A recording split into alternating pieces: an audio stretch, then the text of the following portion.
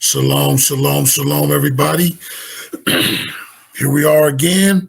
It's the blueprint, and we are going to get into the fourth part, right?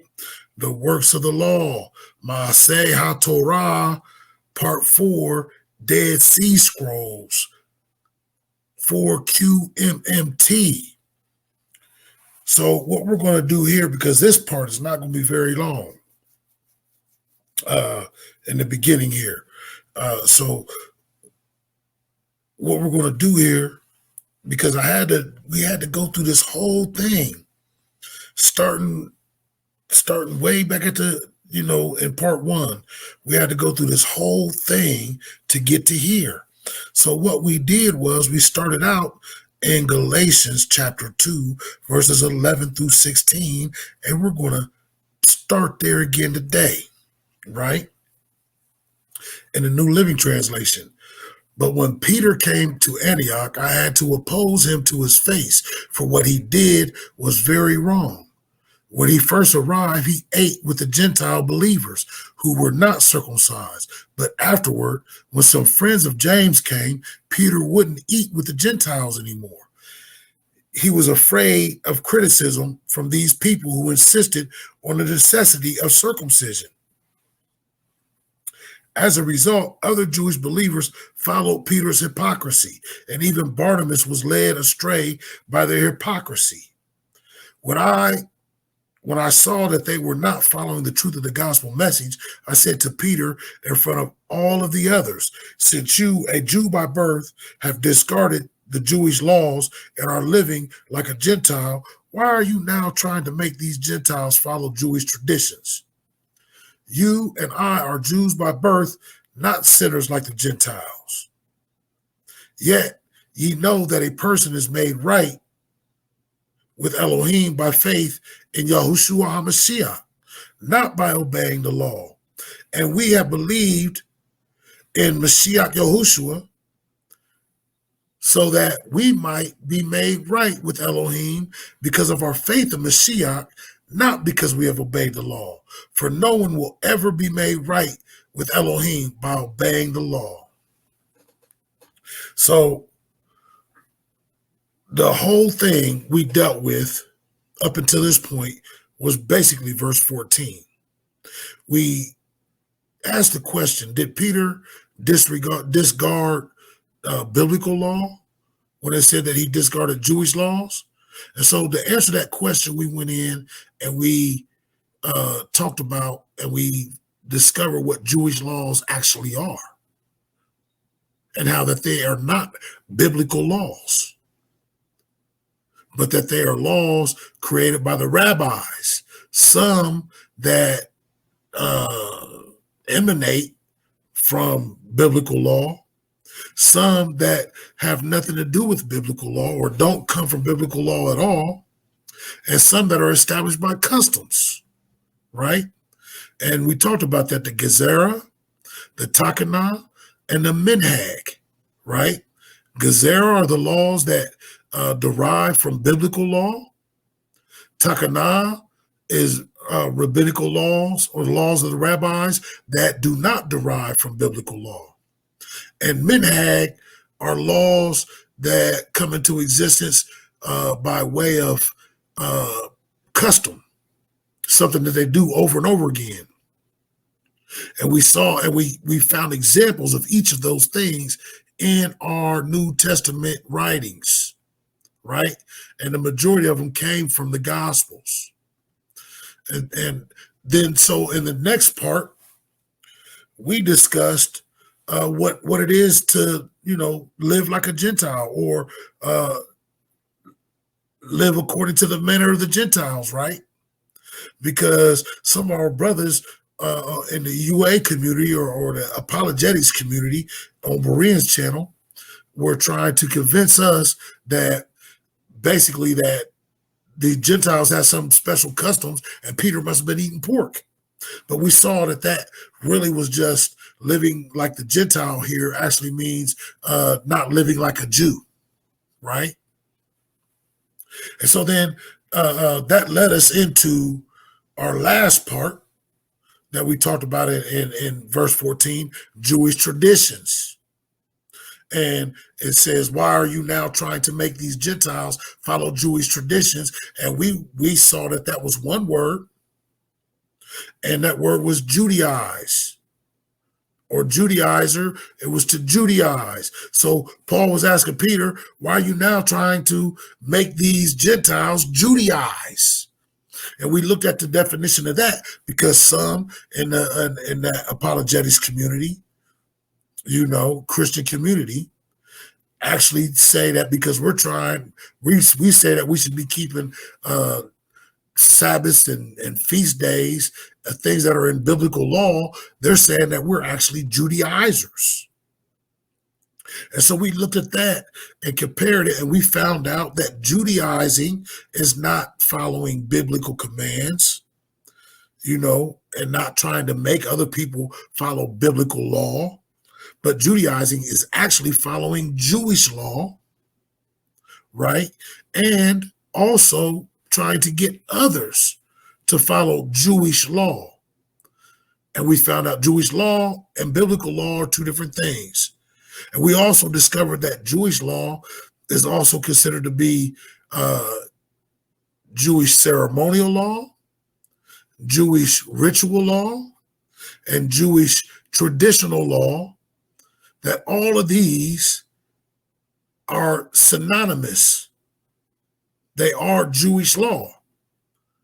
And that Jewish law is considered to be halakha, right? And we looked at all the definitions of all the terms and all of those things, right?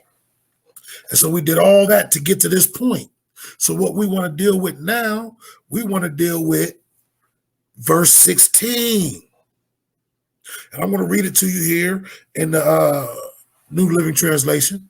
Yet ye know that a person is made right with Elohim by faith in Yahushua HaMashiach, not by obeying the law.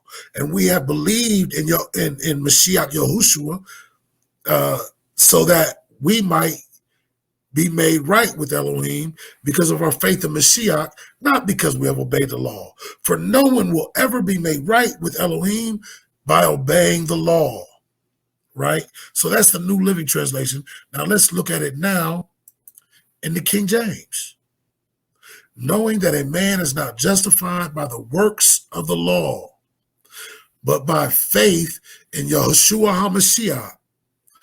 Even we have believed in Yahushua HaMashiach, that we might be justified by faith in Mashiach and not by the works of the law. For by the works of the law shall no flesh be justified. So here we are. And this has been the name or the title of each part, works of the law, right? And so now we're going to get into this phrase, works of the law, and we're going to attempt to put it in its historical context so it can give us a better understanding of what Paul is communicating, right? So let's look at this. Works of the law, right? It's the 4 QMMT.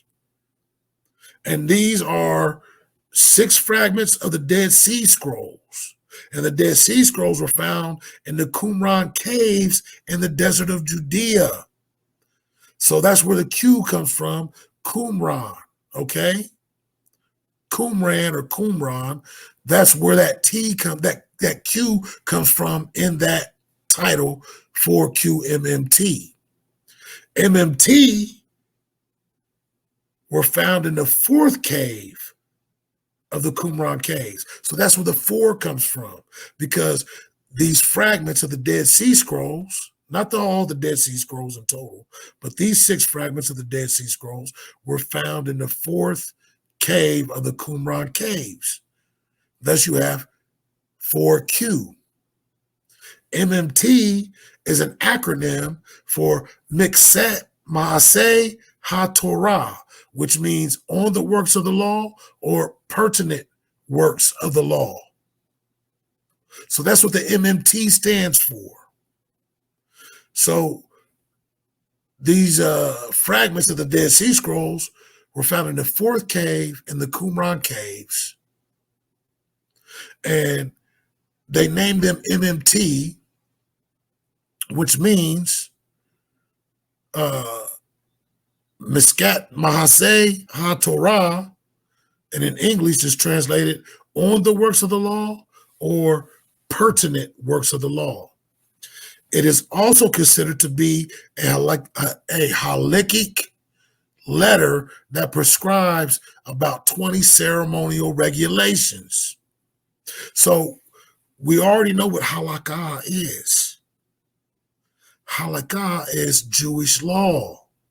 So it says that the MMT, these fragments, this letter is considered to be a halachic letter, a Jewish law letter, if you want to put it in those words, right?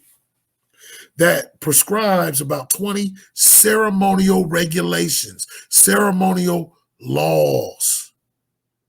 So that's why we had to study all of that to get to this point so we can understand what we're looking at here. So we can put it in its historical context. Now, I know a lot of people are saying that or thinking that. I don't know if they're saying that, but I know a lot of people might be thinking, well, you pulled up from the Jewish virtual website. That's those European Jews. And, we don't do nothing they do. And that's today. And, whatever. But I explained in the last part that, these things, we found them doing these same things that we've been studying so far. We found these in our written Bibles today. But look, MMT is dated from 150 BCE and around 50 BCE. So this is before the Messiah. This is before Paul, but it's not that far before Paul. So that kind of puts us in that time frame. That puts us back in those days. And so I want you to understand something. That, yeah, we were reading out of the Jewish virtual library, but they claim that these things came from Ezra. You understand? From Ezra's time, from when they came out of Babylon. Right? We read that in there. And so, like I said before, it doesn't matter if they're European Jews, if they're converts or not. The fact of the matter is that this right here that we're about to get into came from back then when it was our people. You understand? So MMT means Miksat Mahaseh HaTorah, on the works of the law or pertinent works of the law. So we've seen this word Ma'aseh many times throughout these parts, but we never talked about the meaning. So here's what Ma'aseh means in Hebrew, okay? It's Strong's H4639. And it comes from Strong's H6213, asa, meaning to do, fashion, accomplish, or make. But ma'aseh means deed, work, thing done, act, labor, business, pursuit, undertaking, enterprise, achievement. So it can mean these things. And they all go together. A deed is a work. Working is a thing that's done. It is an act. It is labor. It is business. It is pursuit. You understand? So this is the meaning of the word. And we can see this. Now, remember what we read earlier, and I think it was in is it part 2 or part 3, one of the two, when we got to Maaseh. We saw, it was part 3. But we saw that what? This is how they determine, right, halachic or Jewish legal principle that they use to make laws, right? And what was the definition? I mean, what was the two ways they used ma'aseh? What two ways was ma'aseh used for this? It was either by a judges ruling in a court, competent halachic scholar that has the position of a judge, right? That was one way, by the ruling in court. And what was the other way? It was what? By the conduct of a halachic scholar, right? A competent halachic scholar or a rabbi, because that's what the rabbis are, right? That's what the Pharisees were, right? So we see that in the definition. That's why they use ma'aseh as a means to determine Jewish legal principle, right? Because it was either by judgment in a court case or by the conduct or the actions of a rabbi. So that's what the word means. So let's go to the next one. And this is, we're going to read this. This is this comes from 4Q MMT, which is 4Q 394 through 399, section C, lines 26B through 31. So this comes from that. And before we go on, I want to let you know that it's called MMT, not because the people who wrote it called it MMT or Miksat Mahaseh HaTorah, not because they called it that, but because this was a phrase that was found in the fragments.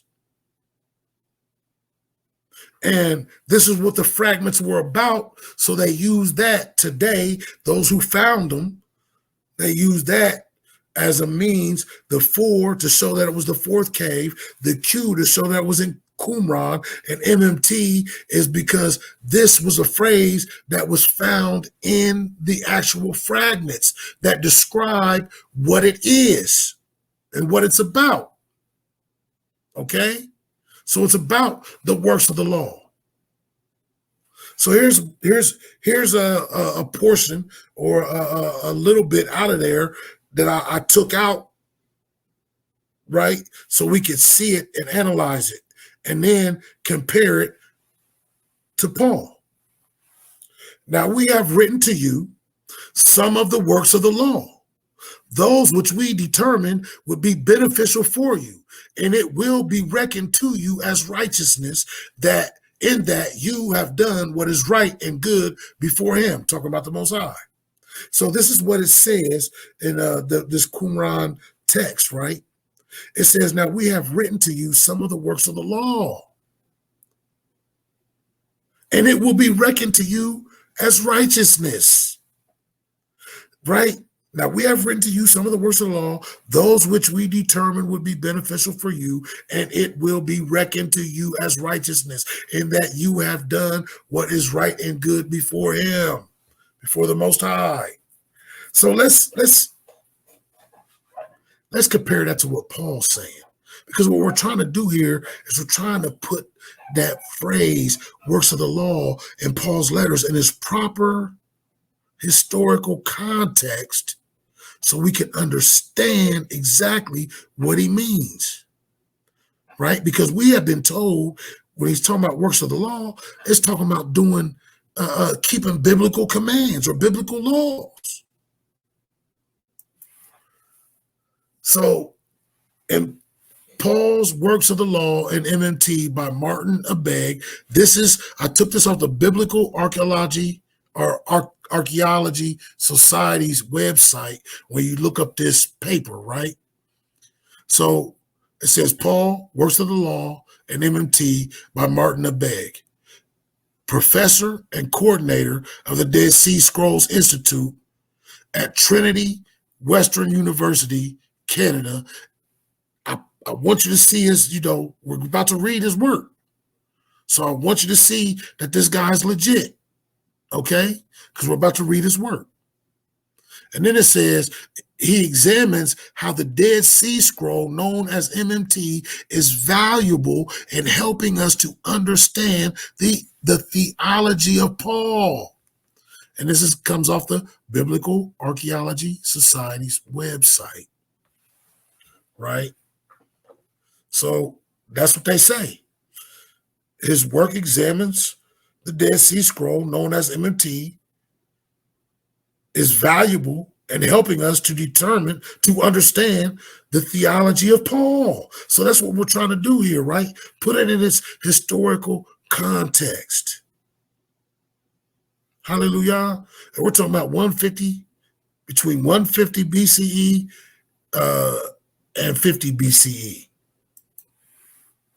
So in Martin Abegg's Paul, Works of the Law and MMT, November, December 1994, Biblical Archaeological Review.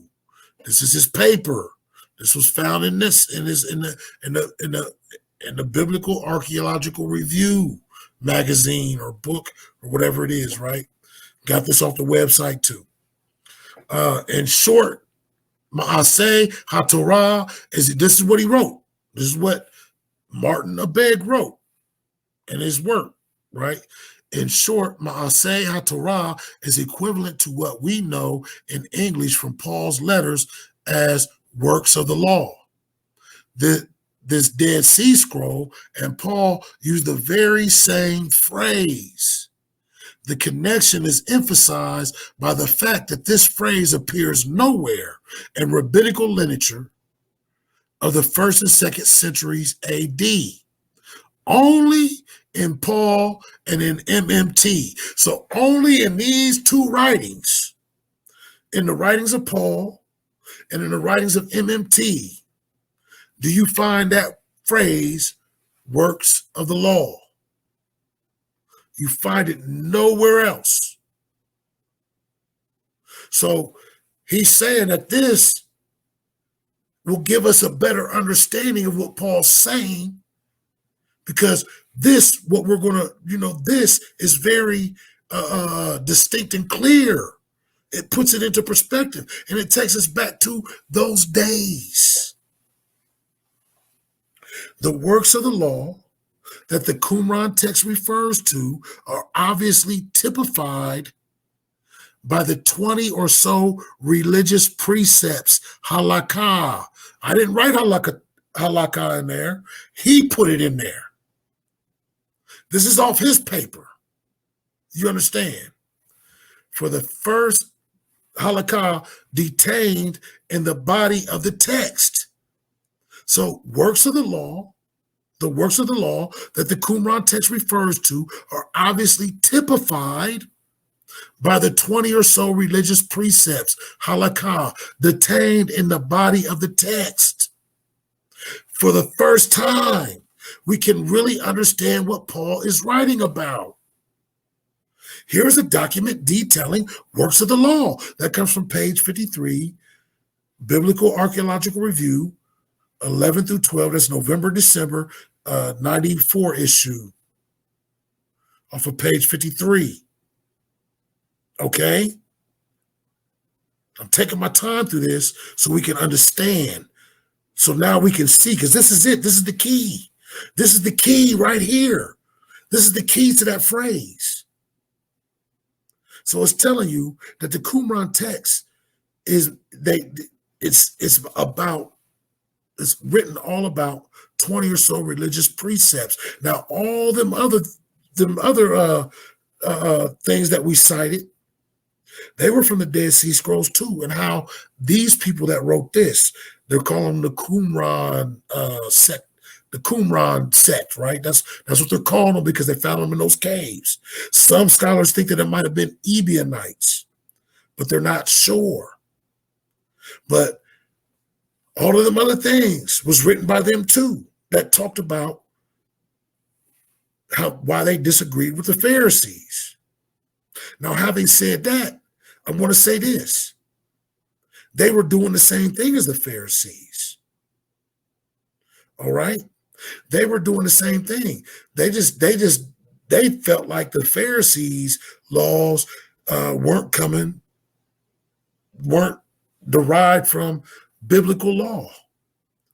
They didn't come from reading and studying and biblical exegesis. That's what we read. We read that. They didn't feel that way. And so they knew some of them laws didn't have nothing to do with the Bible, didn't have nothing to do with the written laws, the written Torah. And so they didn't agree with them.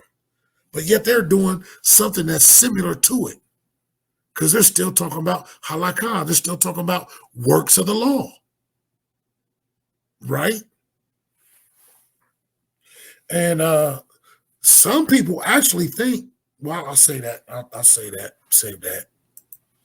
So he also writes in the same article, the issues included. Now, these are the things that it talks about in the MMT, in this Qumran text, right? It says the issues included bringing Gentile corn into the temple. Now, can we find that anywhere in the biblical laws? Does it talk about Gentiles bringing corn into the temple? I haven't seen it. It could be there, but I haven't seen it. So the issues included bringing Gentile corn in the temple, the presentation of Gentile offerings. I haven't seen anything in the biblical laws that talk about Gentile offerings specifically, right? It talks about offerings, right? And it says that the Gentiles join themselves to Israel. They will, they will be like born in the land. But do they talk specifically about Gentile offerings? And the cooking of sacrificial meat in unfit, impure vessels. Other rulings concern cleansing of lepers, admitting the blind and the deaf into the temple, and permitting intermarriage with Ammonite and Moabite converts, long forbidden to enter into the congregation of Israel, Deuteronomy 23:3. Other issues involve the transmission of impurity by a flow of water, musak, the intermixture of wool and linen, shahatanez, and perhaps the climax of the discussion, the intermarriage of priests with common people.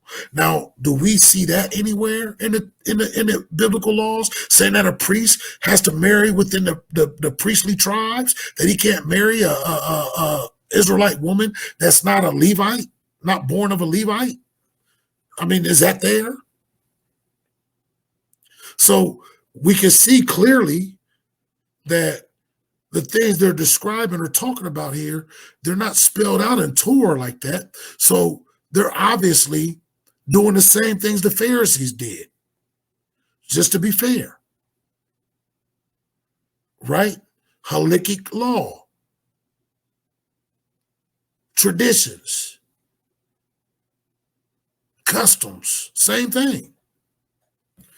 And he goes on to say, most of the rulings espoused by the author of the MMT are based directly upon biblical law. For example, the prohibition against plowing with unlike animals in Deuteronomy 22:10. Now listen, a few others are interpretations or amplifications of Mosaic prescriptions. For example, bans on Gentile offerings and dogs in the temple. Neither one of these things are talked about in Mosaic law or in biblical law. The list clearly reflects a conservative reaction against a relaxation of Torah precepts. Abid, page 53 and 54. Okay? So, obviously, and see, this helps to our benefit, that what they're doing is they're doing the same thing as the Pharisees. And that's why they call this text MMT. Maaseh, Miksat Maaseh HaTorah, pertinent works of the law, or some of the works of the law. Right? So that's good, because this is what they wrote in the letter. This is the stuff they talked about in the letter. So let's compare MMT to Galatians 2:16 to give us a better understanding. Let's compare and contrast. So I'm going to read from the QMMT first. Now we have written to you some of the works of the law, those which we determine will be beneficial for you, and it will be reckoned to you as righteousness, in that you have done what is right and good before him. Now let's look at what Paul says in verse 16. Knowing that a man is not justified by the works of the law, but by the faith of Yahushua HaMashiach. Even we have believed in Yahushua HaMashiach, that we might be justified by the faith of Mashiach, and not by the works of the law. For by the works of the law shall no flesh be justified. Do you see the contrast? Do you see the difference? So they're saying the works of the law is all these prescriptions, all these halakhic regulations that they laid out. And it says, so now we have written to you some of the works of the law, or it's also translated as pertinent. And we know what pertinent means, works of the law. Why? That it will be reckoned to you as righteousness, and that you have done what is right, that you did them. Right? So they're using that word, works of the law, to describe what they wrote to them about. And what they wrote about was what? It was about Jewish legal practices, ritual, ceremonial prescriptions. And then they said, and this is what really blows it away. Then they said that we wrote them because we determined that they would be beneficial for you, and that it would be reckoned to you as righteousness for doing it. Hallelujah. Todah. Isn't he amazing? Isn't he beautiful? Hallelujah. But then we see Paul. He says, hey, you're not justified by the works of the law. For we know that by the works of the law, no flesh shall be justified. It's not going to be accounted to you for righteousness. And so, because of that phrase, works of the law, some scholars actually believe that that phrase, works of the law, is actually some kind of technical legal term in Judaism back in those days. And that when Paul actually wrote this in Galatians and in Romans, he was actually dealing with this group and whatever these writings were that we call Dead Sea Scrolls today, that we call MMT. That's what some believe. That by him writing that, he was specifically dealing with this. That's what I saw as I was studying through this stuff. And I got more, I got more sources and all that, but it's really unnecessary because this thing is already long. You know what I mean? I'm talking about all these parts. They're an hour apiece. So, we just want to make the point. But do you understand that what they said will be reckoned for righteousness? Paul is over here telling you that it will not be. and that what they're talking about is not biblical law. When they say works of the law, they're not talking about written down biblical law. They're talking about, as we read, their interpretations and amplifications of biblical law. Right? Let's look at another one. QMMT versus Romans 9, 31 and 32. So we'll read Romans first. But Israel, which followed after the righteousness of the law, hath not attained to the righteousness of the law. Wherefore, or why? Because they sought it not by faith, but as it were by the works of the law, for they stumbled at the stumbling stone. And what they say over here in the Qumran text, we have written to you some of the works of the law, and it will be reckoned to you as righteousness, and that you have done it. Have you done what is right and good before him? They said it's going to be reckoned for righteousness. Paul says over here, they missed the righteousness because they was trying to do it through the works of the law, through the Jewish law, through the minhags and the gezeras and the takanotim. I guess it would be gezerim, takanotim, and minhagim. I guess that's how you pronounce it, right? Plural. Through their Jewish, traditional, ritual, ceremonial law. Through their halakha. So, I mean, we really see what it means. We're not talking. I know it's not Bible. I know it's not in your Bible, but Paul's epistle to the Romans and Paul's epistle to the Galatians are just that. They're epistles dealing with something, right? And so now we have a text from those times to tell us what was meant by these Jewish, I guess, scholars, I don't know, or this sectarian group, right? What was meant by works of the law.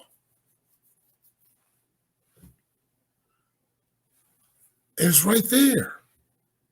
Praise Yah. Hallelujah. So let's look at Romans 3:25 through 28 verses the QMMT. Whom Elohim hath set forth to be a propitiation through faith in his blood, to declare his righteousness for the remission of sins that are past through the forbearance of Elohim, to declare, I say, at this time his righteousness, that he might be justified and the justifier of him which believeth in Yahushua.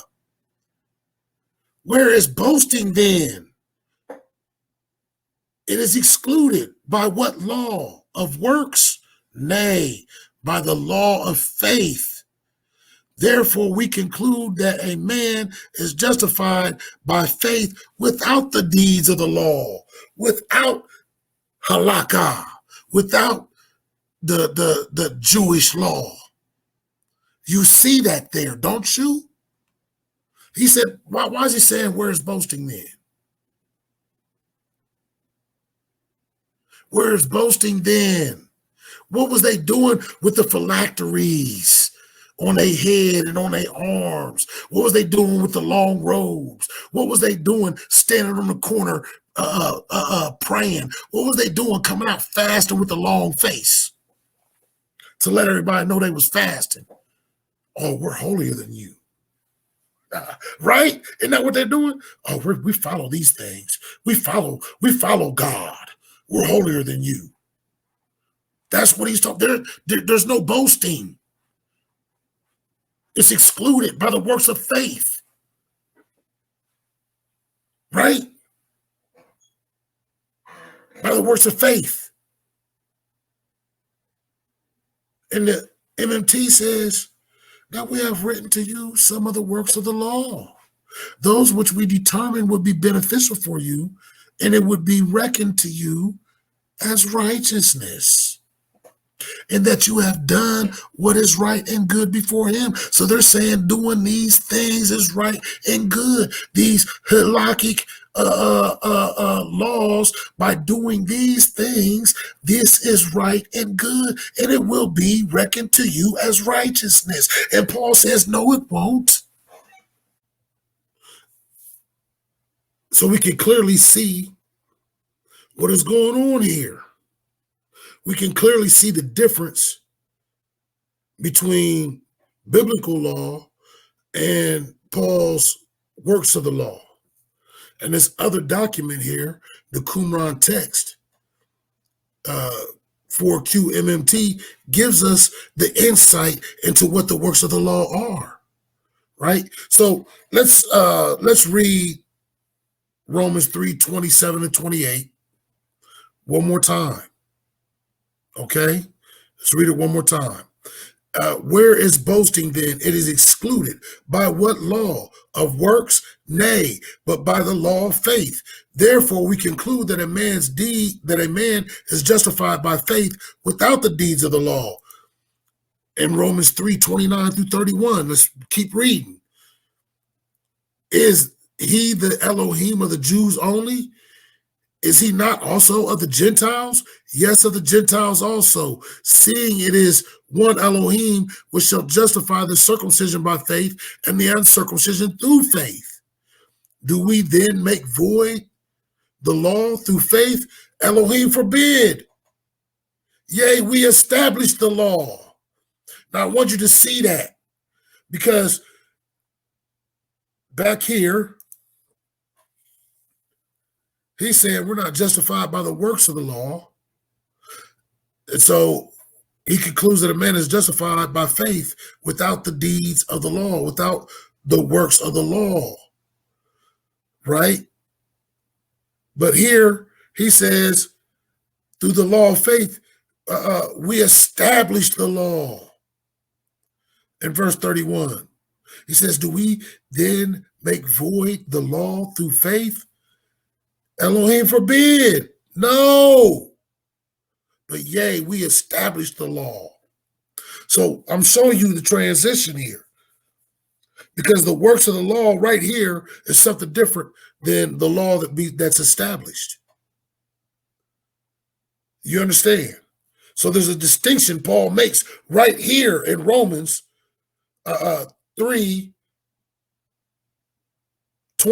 through 31. He makes a distinction between the works of the law and the actual law, the actual biblical law. You understand? He's showing you that by doing these things, you are not establishing the law. By the works of the law, by the Jewish traditions, the Jewish law, you do not establish the law, but you establish the law through faith. That's what he's showing you here. But what I want to do is, I'm going to do it real fast, is we need to look at some things in Galatians. So I didn't make a slide on this, so we're going to go right to it. But what I want to do right now is, I didn't put this on a slide, so we're going to go and look at it. But I want to look at a few things in Galatians real quick, just so we can actually see what's going on here, okay? Let me go back. Give me a second. I'll be right back. Okay, here we go. We're over here in Galatians Chapter 1. I'm going to try to read this real quick. We're going to go through this real quick. And just, let's take the information that we've learned in these last four parts here, and let's try to apply it as we read it and see what happens here. But we're going to skip one. That's the introduction. We're going to move down here to verse 6 in Galatians. I marvel that ye are so soon removed from him that called you into the grace of Mashiach unto another gospel, which is not another. But there be some that trouble you, and would pervert the gospel of Mashiach. But though we or an angel from heaven preach any other gospel unto you than that which we have preached unto you, let him be accursed. As we said before, so say I now again, if any man preach any other gospel unto you than that ye have received, let him be accursed. For do I now persuade men or Elohim, or do I seek to please men? For if I yet please men, I should not be a servant of Mashiach. But I certify you, brethren, that the gospel which was preached of me is not after man. For I neither received it of man, neither was I taught it, but by the revelation of Yahushua HaMashiach. Now, I want to stop right there real quick. Now, why is he saying that?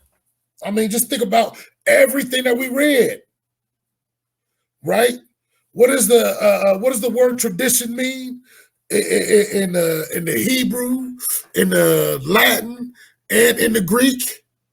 We read it, right? It means to give over, to give, and then we saw at the bottom of the one of the traditions was Kabbalah, the esoteric, mystical tradition, right?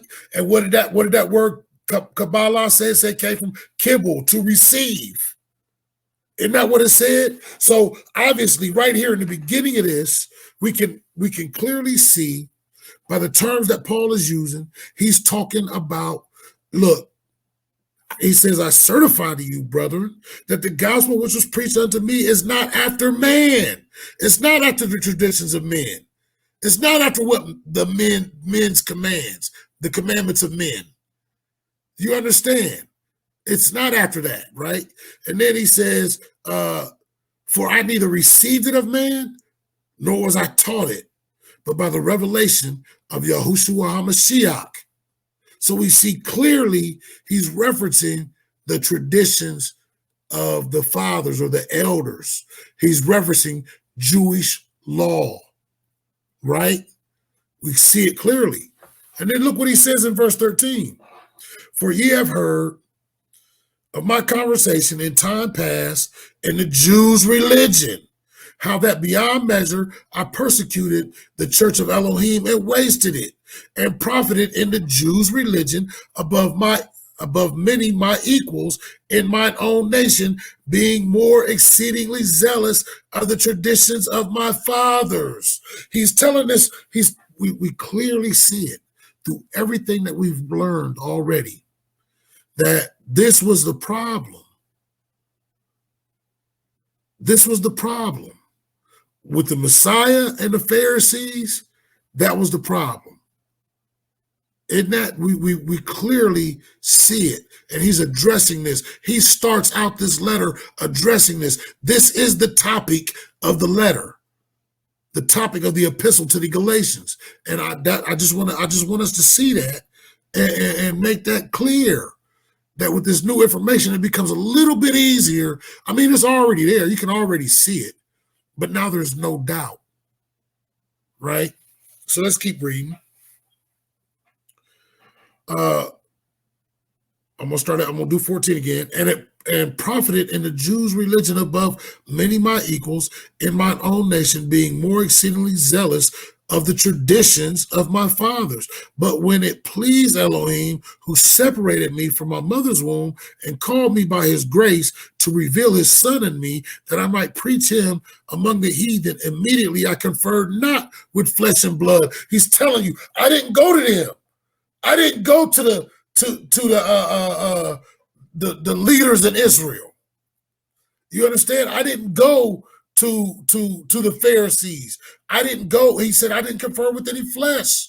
He's establishing the fact that this was not something that was handed down to me through these traditions from man, but it was given to me by the Most High through the revelation of Jesus Christ. Right? Isn't that what he said? He says, neither went I up into Jerusalem, not up to Jerusalem, to them which were apostles before me, but I went into Arabia and returned again unto Damascus. Then after 3 years, I went up to Jerusalem to see Peter and abode with him 15 days. So at first he didn't go up to Jerusalem. He didn't even go to see the apostles, right? And it says after 3 years, he went up to Jerusalem to see Peter and abode with him 15 days. But other apostles saw I none save James, the Lord's brother. Now think about that. And when I think about this, and this is just me. This is not clearly in the text, but it's just me. He didn't go to Jerusalem. He had been persecuting the church. He had been persecuting the assembly of the Mashiach, right? The body of Mashiach, right? And so he didn't go up in Jerusalem. He went into Arabia. And then after 3 years, he comes out and he goes visit Peter. Why? Maybe he had heard. Because see, Peter went to the Gentiles first, right? The sheep coming down with all the unclean animals and all that. And he goes in down to Cornelius, and Cornelius receives the baptism of the Ruach, right? So either this was revealed to Paul by the Most High in some sort of way, or he heard it. Right? And so now he probably felt it was safe enough, or the Most High said it's time to go down there. But this is obviously after Peter goes in unto Cornelius, right? And so then he decides to go down to Jerusalem. But when he goes, he said he went there to see Peter. And he abode with him 15 days. And I imagine that Peter called James, right? And then he says, but other apostles I saw none, save James, the Lord's brother. Now the things which I write unto you, behold, before Elohim, I lie not. So he's trying to convey something here. I'm not telling a lie. Afterwards, I came into the regions of Syria and Cilicia, and was unknown by face unto the churches of Judea, which were in Mashiach. So they didn't know him, right, by face. But they had heard only that he which persecuted us in times past now preacheth the faith which once he destroyed, and they glorified Elohim in me. Let's keep going. I'm trying to hurry up through this. Chapter 2, right? Then 14 years after I went up again to Jerusalem with Barnabas and took Titus with me also, I went up by revelation and communicated unto them the gospel which I preached among the Gentiles, but privately to them which were of reputation, lest by any means I should run, and had run in vain. So he went up again, but he didn't go to anybody else. He went privately to those of reputation, Peter, James, the apostles, right? But neither Titus who was with me, being a Greek, was compelled to be circumcised. And after that, because false brethren unawares brought in, who came in privily to spy out our liberty, which we have in Mashiach Yahushua, that they might bring us into bondage. Now, so he's saying that there were brothers brought in unawares. So they came in, whoever brought them in unaware, not realizing they came in to spy out their liberty. And so because of this, Titus, he wasn't compelled to be circumcised, right? Right? So whoever brought these brothers in unaware, and they came in to spy out their liberty, which they have in Mashiach, that they might bring us into bondage. So we already read what the bondage is. You think he's talking about something different? He started out this thing in chapter 1 talking about how it wasn't given to him by man, neither he received it, right? Received it. The same language for the traditions, the same language for Jewish law, right? But it was revealed to him, right? And so we know he's talking about Jewish law. So neither he received it, and he talks about the Jews' religion, Judaism, and then he talks about how he was zealous in the tradition of his fathers. And because of his zealousy, his zealousness, he persecuted the church, the assembly of Mashiach, right? He's not talking about anything different. So these people were trying to they wanted to spy out the liberty to bring them back into bondage to the Jewish law, not to biblical law. I just want you to see that it's all right here. Everything we talked about in all these parts is right here. Verse 5. To whom we gave place by subjection, no, not for an hour, that the truth of the gospel might continue with you. Because the truth of the gospel is what? Gospel is what? You're free from that. The Messiah said, all those who are heavy laden, who have a heavy burden, come follow me. And for my burden is light. He said, you shall know the truth, and the truth shall set you free. Right? They're free from that. All right. But these who seem to be somewhat, whatsoever they were, it maketh no matter to me. Elohim accepted no man's person. For they who seem to be somewhat in conference added nothing to me. Now think about this, because he's talking about what? We know that he's talking about Antioch and the council in Jerusalem. He's in Jerusalem. And it says these who seem like they were somewhat, somebody, like they had authority, like, you know what I mean? And they had a council. He said they added nothing to me. Who are they? Who are they in this? He doesn't recognize them because they're still trying to do the Jewish law. They have no legal authority over him.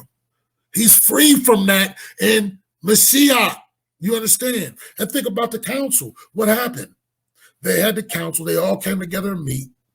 And there were some of the Pharisees. Isn't that what it says in Acts 15:1? Some of the Pharisees who said that we should, and it says of the circumcision, right? We should cause them to be circumcised after the manner of Moses, after the custom of Moses, after the manner. So anytime they're talking about that, what are they talking about? So this gives us insight into what that is. That's part of that Jewish law. Not circumcision itself, but the manner of circumcision. That they should be circumcised after the manner of Moses, after that tradition. You understand? They're talking Jewish law. So this gives us an idea. This gives us an understanding of who those people are that's saying that Acts 15 and what they're really talking about. Okay, but contrary-wise, verse 7, but contrary-wise, when they saw the gospel of the uncircumcision was committed unto me, as the gospel of circumcision was unto Peter, for he that wrought effectually in Peter to the apostleship of circumcision, the same was mighty in me toward the Gentiles. And when James and Cephas and John, who seemed to be pillars, perceived the grace that was given unto me, they gave to me and Barnabas the right hands of fellowship, that we should go unto the heathen, and they unto the circumcision. Only they would that we should remember the poor, the same which I also was forward to do. But when Peter, now listen, he's getting ready to talk about when Peter came down to Antioch, right? But when Peter was coming to Antioch, this is where we started at with this whole series. We started with this verse, with these series of verses right here, 11 through 16. But when Peter was coming to Antioch, I withstood him to the face, because he was to be blamed. For before that certain came from James, he did eat with the Gentiles, but when they were come, he withdrew and separated himself, fearing them which were of the circumcision. And other Jews disassembled likewise with him, insomuch that Barnabas also was carried away with their dissimulation.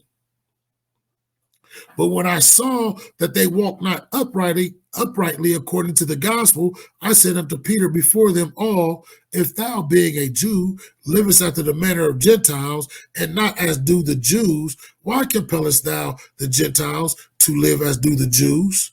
Right?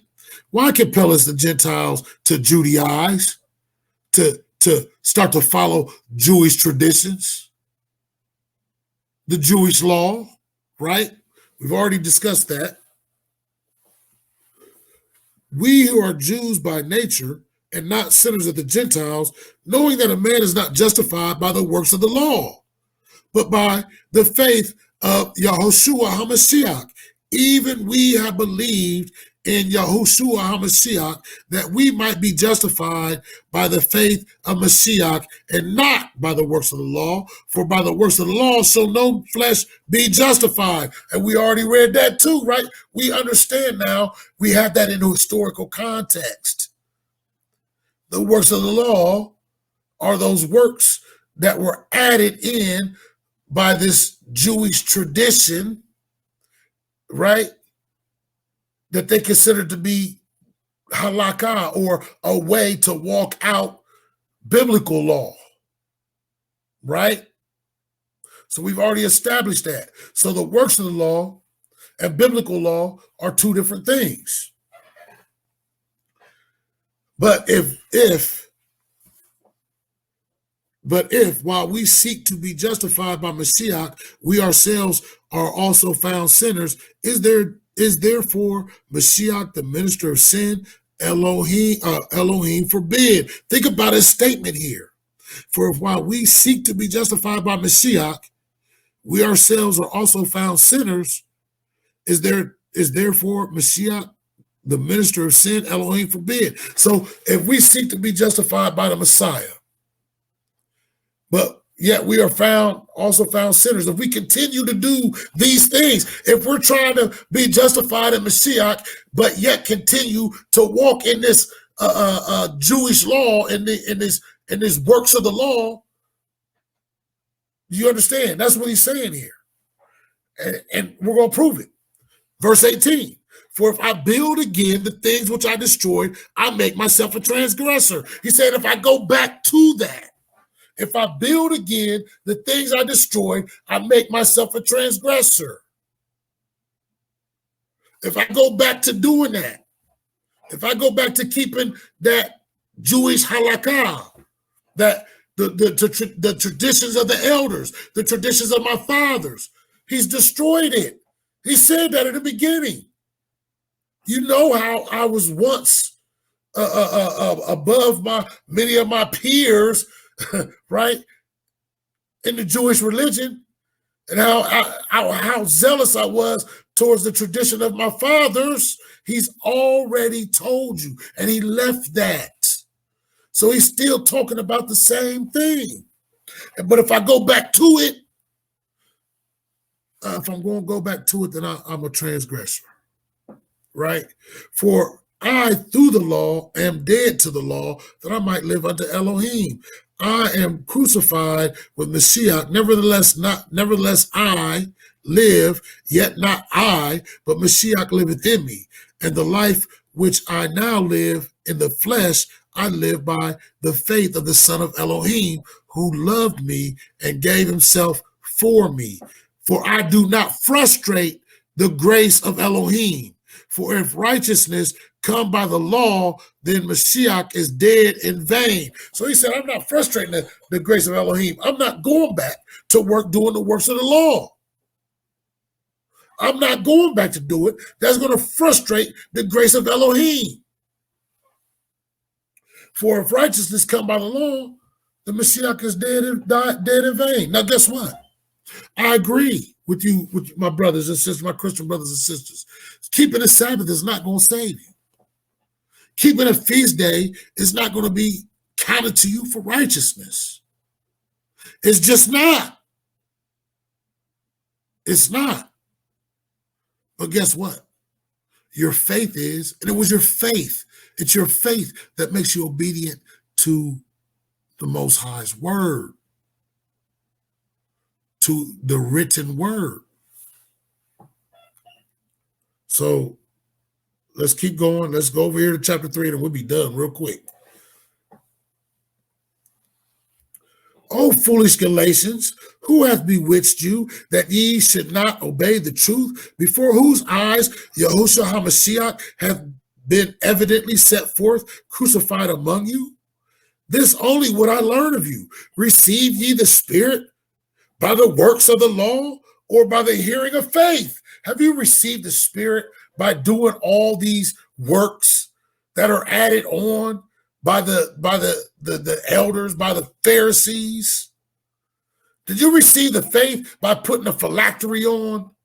Did you receive the Spirit by, not faith, I'm sorry. Did you receive the Spirit by putting a phylactery on? Did you receive the Spirit by washing your hands before you ate some food? Do you understand?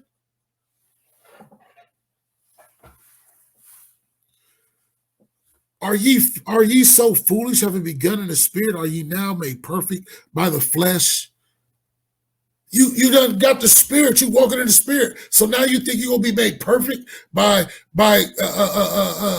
standing on the corner praying in front of everybody? By your flesh, by doing these things that these men are telling you to do? The commandments of men? You're going to be made perfect by the commandments of the men, not the commandments of the Spirit, not the commandments of the Most High and His Word, but by the commandments of flesh, by the commandments of men. Are you going to be made perfect by walking these things out? This Jewish halakha, these Jewish traditions and customs, this Jewish legal traditions, right?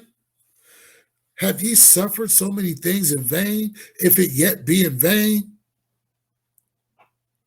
He therefore that ministereth to you the Spirit, and worketh miracles among you, doth he it by the works of the law or by the hearing of faith?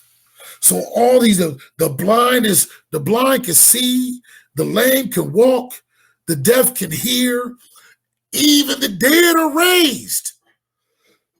Right?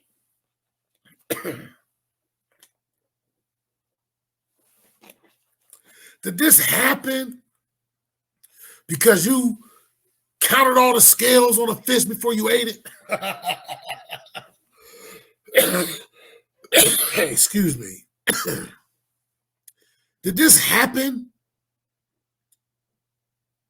because you were keeping some Jewish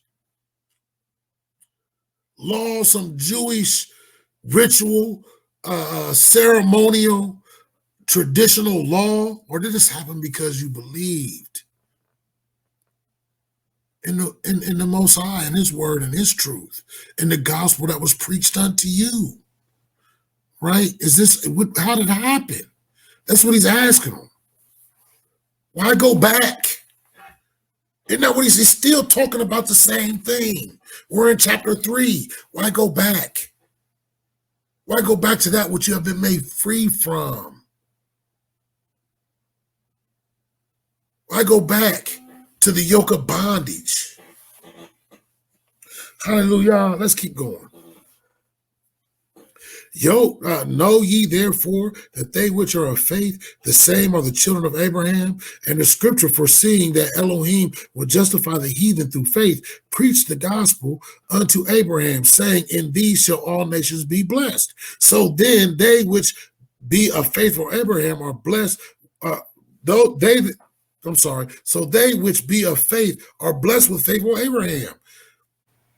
Okay, let's look at verse 10 real quick. And let me hurry this up because I've been here for a long time. For as many as are of the works of the law are under the curse. For it is written, curses everyone that continueth not in all things which are written in the book of the law to do them. But that no man is justified by the law in the sight of Elohim, it is evident. For the just shall live by faith. And the law is not of faith, but the man that doth them shall live in them. Mashiach hath redeemed us from the curse of the law, being made a curse for us. For it is written, curses everyone that hangeth on a tree. So let's look at that. Why does he say up here in verse 10 that for as many are of the works of the law are under a curse? Well, isn't it quite obvious through all this study that if you're keeping that, if you're doing the works of the law, if you're doing the works of the law, which are what? The traditions of the Pharisees, right? The Pharisaic paradosis, right?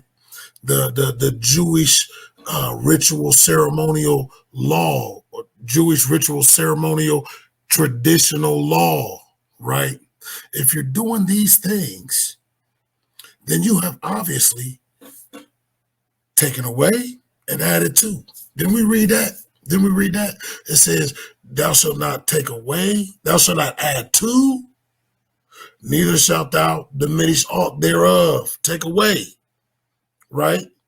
And in Revelation, doesn't it say that if you add to, then he's going to add to you the plagues. And if you take away, then he's going to take away your name out of the Lamb's book of life, right? So we see right here, and he's about to give you a distinction, right, between the works of the law and the actual biblical law.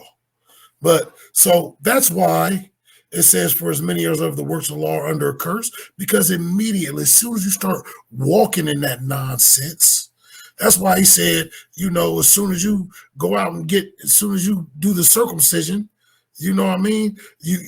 Your faith in Mashiach is in vain. It's of no use. It's no good. Because as soon as you bind yourself to doing these halachic rules, right, and regulations by the Pharisees, you have immediately disqualified yourself, right? Right? Because what's the works of the law? That's what it is.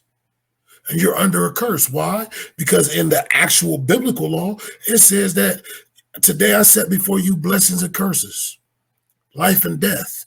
If you keep my commandments, you will be blessed and have life, right? And if you break my commandments, you will be cursed. These curses shall come upon you, right? And death, right? So that's what he's saying there. You automatically disqualify as soon as you start walking in those halachic traditions, right? And he says what? Mashiach hath redeemed us from the curse of the law, being made a curse for us. For it is written, cursed is everyone that hangeth on a tree. He has redeemed us from the curse of the law. What is the curse again? How do you get cursed? You get cursed by not keeping the biblical laws. That's what that's telling you over there. If you break them, you're cursed. If you keep them, you're blessed. And that's what he said up here. He said, for as many as are the works of the law are under a curse, for it is written, cursed is everyone that continueth not in all the things which are written in the book of the law to do them. So you're cursed when you break those biblical laws. Things like Sabbath, those type of things, right? You break them, now you're in sin, and the wages of sin is death, right? But the Mashiach has came to redeem us from the curse. The curse comes upon us when we break them, right? So we got that. So look what he says right here in verse 11. But no man is justified by the law in the sight of Elohim. It is evident, for the just shall live by faith. And the law is not of faith, but the man that doth them shall live in them. So let's look at the Strong's real quick. Go back up here to 11. The just shall live by faith. The just shall live by faith. What is that? G2198. Let's look at it. Zao, right? And it says to live, breathe, be among the living, not lifeless, not dead, to enjoy life, to have true life and worthy of the name, active, blessed, endless in the kingdom of Elohim, to live, i.e., past life, in the manner of the living and acting of mortals or character. And I'm pretty sure that should say morals, but there's a typo there. It says mortals or character. Living water, having vital power in itself and exerting the same upon the soul, metaphorically, to be in full vigor, to be fresh, strong, efficient, as an adjective, active, powerful, efficacious, right? And it says down here, a primary verb, to live, literally or figuratively, life, lively, quick, quicken, like raise the dead, right? So the just shall have all this by faith. You understand? The just shall be among the living, not lifeless, not dead. He shall enjoy real life. He shall have true life. He shall be blessed in the endless kingdom of Elohim. He shall have living water, meaning having vital power in itself and exerting the same upon the soul. This is what happens to the just that lives by faith, right?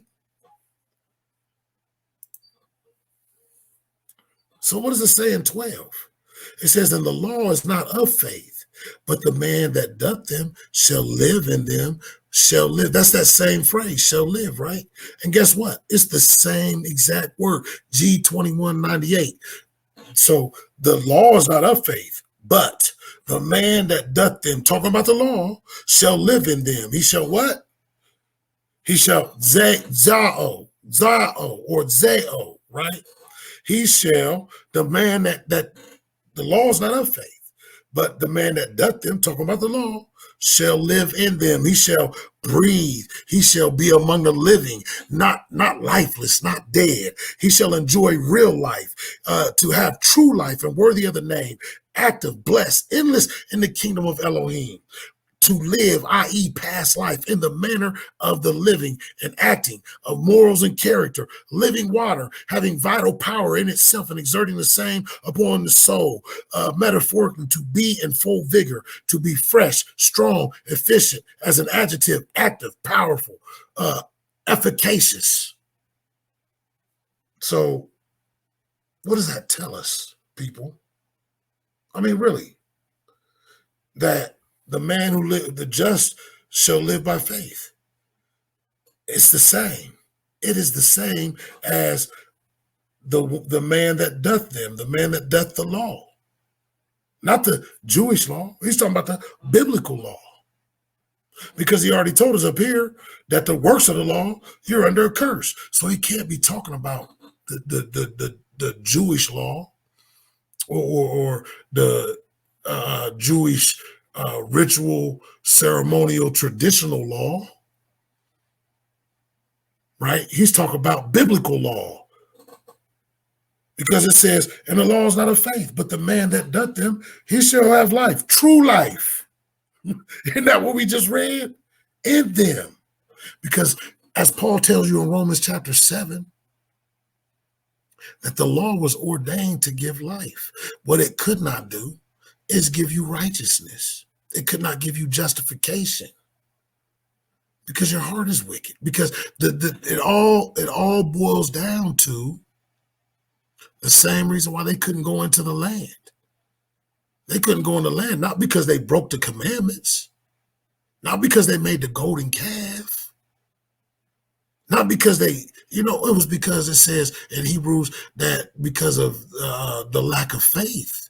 They didn't believe in the word. They didn't believe the Most High. And that's why they couldn't go into the land. And that's exactly what it is today.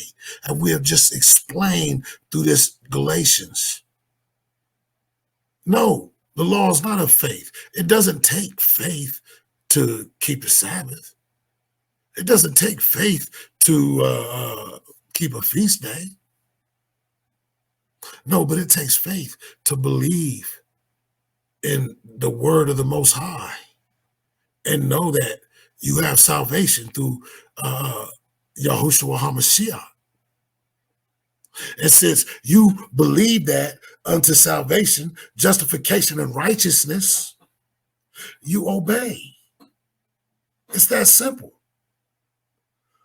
It's that simple. So we're done, right? And I hope that these 4 parts have blessed you. I hope that it's given you a different perspective. I hope that we have been able to bring this text, these letters of Paul and the New Testament as a whole, into its historical setting and help you to understand what's actually going on.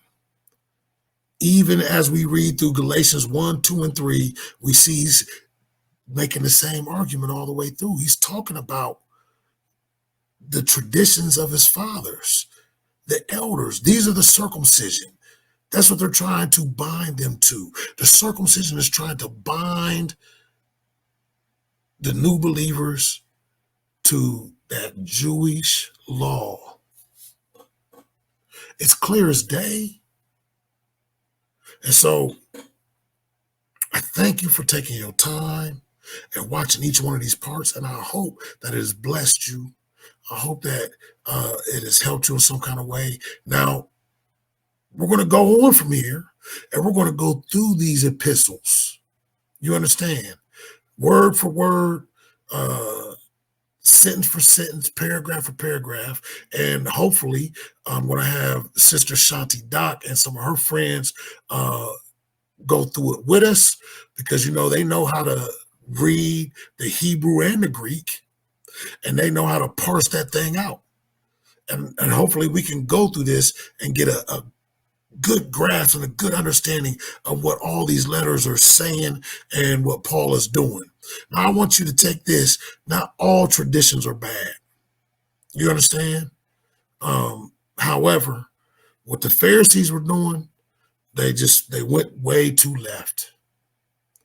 And so I hope that you join us on the next one. It's going to be maybe 2 weeks or so, and hopefully I can get Sister Shanti Doc and her friends, a couple of her brothers that know this language, and they can walk us and go through these letters with us, word for word, sentence by sentence, paragraph by paragraph, chapter by chapter, and I pray that it's going to be a blessing. If the Most High is willing, we can make that happen. And I hope that you join us for that. With that,